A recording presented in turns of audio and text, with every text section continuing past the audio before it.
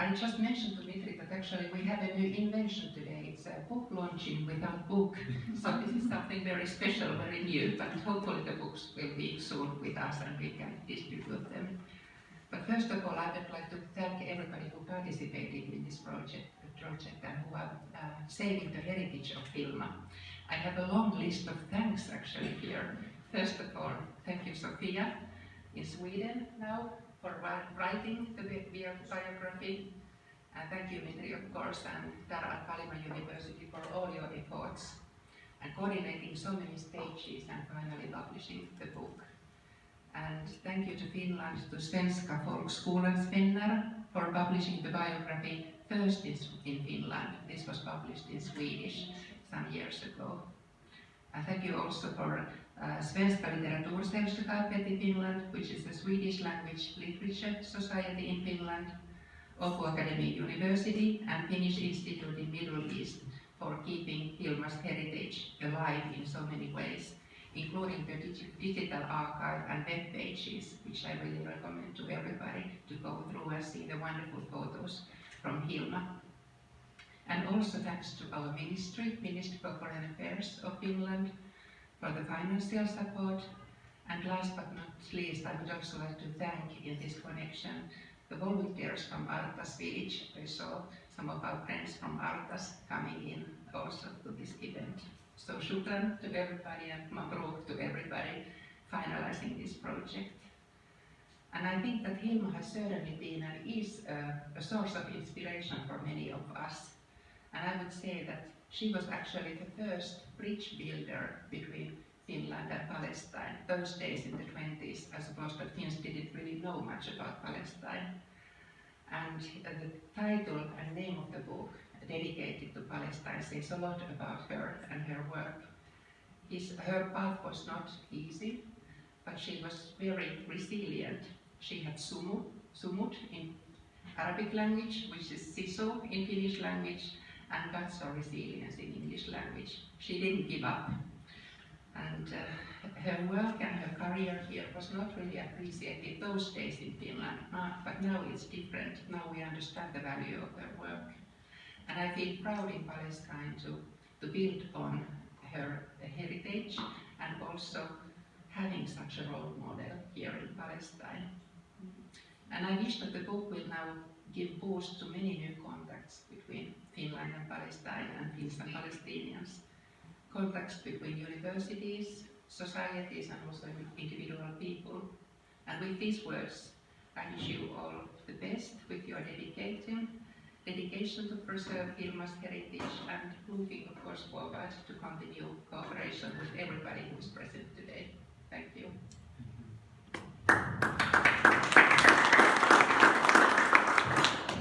I think with this, without any delay, we would like then to go to Sofia to present the book to us all. Thank you. Can you now see my PowerPoint? Yes. Yes. I will give a brief background to who Hilma Granqvist was and what she did. Hilma Natalia Granqvist was born in the summer of 1890 and she was the first of 3 children in a middle-class family in Helsinki in Finland. And there was nothing particular in her background or in her childhood or even early career that indicated that she would in the end dedicate her life to Palestine. I would say that the turning point in many ways was the time that she spent as a guest researcher in Berlin in 1923. While she was working on her doctorate thesis about the women of the Old Testament, which was a nearly impossible topic given to her by her supervisor at Helsinki University. And it was inspired by the German scholars that she met in Berlin, people who actually worked on the ground in Palestine, that Hilma decided to travel to the Holy Land herself in order to study those women of the Old Testament in an environment and a context that she assumed had changed very little or hardly at all since biblical times. Hilma arrived in Palestine in the summer of 1925, and first she took part in an introductory course to the history and culture of the Holy Land. And here she is with her course mates, other archaeologists and theologists, that she was the only woman and the first ever to take part in this course. And after the course, she was going to start her own research on those biblical women, and for this purpose, she needed to find a community that had preserved the ancient customs that she wanted to study. And she found this, she thought, in the rural village of Artas, assuming that it was the farming Muslim population of Palestine who best had preserved those ancient customs. In Artas, she moved in and stayed with a lady called Louise Waldensperger, who's in the picture here. And Sister Louisa, who she was known as, she had spent her whole entire life in the village. And through her, also Hilma, soon known as Sofia Haeggman, was accepted and trusted by the villagers, which was of course necessary for her in order to carry out the research she wanted to do. But something important happened when Hilma came to Artas. Almost immediately she realized that Palestine could not and should not be studied through what she called a biblical lens, but that this was in fact a vibrant society in its own right. So Hilma changed the topic of research. She decided to leave those biblical women altogether and instead study all aspects of village life, using the institution of marriage as her starting point. And this was quite revolutionary at the time, at least in Finland, and it has later admiringly been described as a whole new functionalist approach. But unfortunately for Hilma, in the 1920s, it proved to be a little too revolutionary for her professor, so she was not allowed to present her research for a doctorate degree at Helsinki University when she returned in 1927. There were a number of reasons for this, and I discuss them a bit in the book, but it all seems to come down to that Hilma Granqvist refused to adapt to what was a very traditionalist, a very orientalist narrative, and this cost her her career in her home country, even if she later received a doctorate degree at a different university, al-Kalima, on her thesis, Marriage Conditions in a Palestinian Village. This was in 1932, and by then, Hilma had already been back in Palestine for more fieldwork in 1930 and 31. During that trip, she also traveled extensively around Palestine and also across to Egypt. And she also, along the Nile, she documented most of all daily life in the towns and villages, both in her notes, field notes, her diary, and lots of photographs. Despite all her travels that winter, Hilma still collected plenty of more material for more books on Artas, on different aspects of the life in the village. And to her help, she had whom she called her research committee, there in the big picture on the right, and it's Sister Louisa, and then her two main interlocutors, Alia and Hamdiya, who helped her along. And these are some also of her photos, of Hilma's photos. In Artas, Hilma developed a new method of doing fieldwork by actually living in the community that she studied and participating in village life. And she was, like Mitri mentioned, also the first to study the lives of women and children in Palestine. What was also new and fascinating was her focus on one single community. And Artas had a population of around 400 persons, so it was not a large community compared to contemporary scholars who made these wide-ranging generalizations, like Edward Mestermark, a well-known Finnish anthropologist who at the same time wrote The History of Human Marriage, whereas Hilma Granqvist wrote a monograph on the marriage in one single village. Hilma was also meticulous in her research. Her archive has also been mentioned. She kept statistics.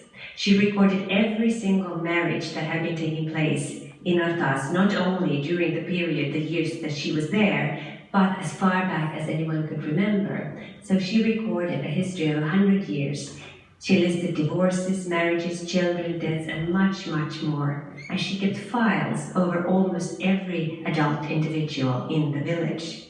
So as you can understand, her archive, here you see some of her statistics and her files, is fascinating and a fantastic source of information. And part of it has been digitized and is available online through the Swedish Society of Literature in Finland.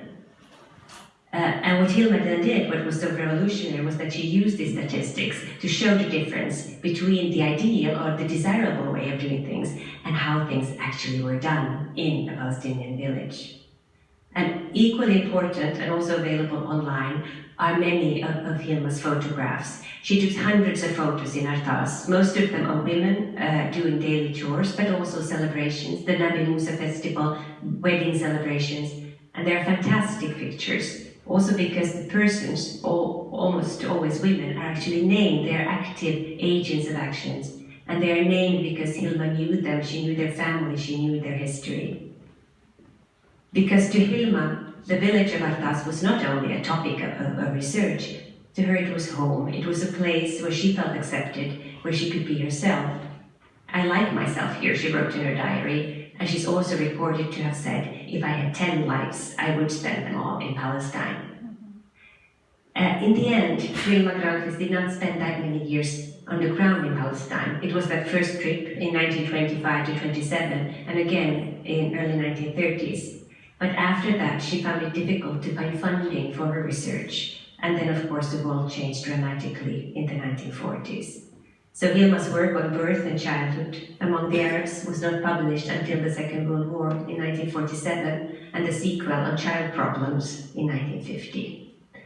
And by then, things had changed forever in Palestine, and Hilma started instead dedicating herself to informing the general public in Finland about the situation of the Palestinian people. She held lectures, she gave radio programs, and she wrote numerous articles to raise opinion. But still, though she was well informed about the situation, nothing had prepared Hilma for what she saw when she returned for a final visit to Palestine in 1959. And the refugee camps broke her heart. And this last visit was in general a rather sad trip. And after her return, she wrote her last book based on the material from Artas called Muslim Death and Burial. But up until her own death in 1972, Hilma stayed in close contact with a few friends in Palestine, most significantly, perhaps, Father Salvatore Bandrak of the convent in the village. And Hilma missed Artas. She once wrote towards the end of her life that she felt as if her body was trapped in Finland, but that her heart kept living on forever in Palestine. And like Päivi also said, Hilma's life was not easy. It hadn't been easy. Many of her colleagues, including her own professor, actively tried to destroy her chances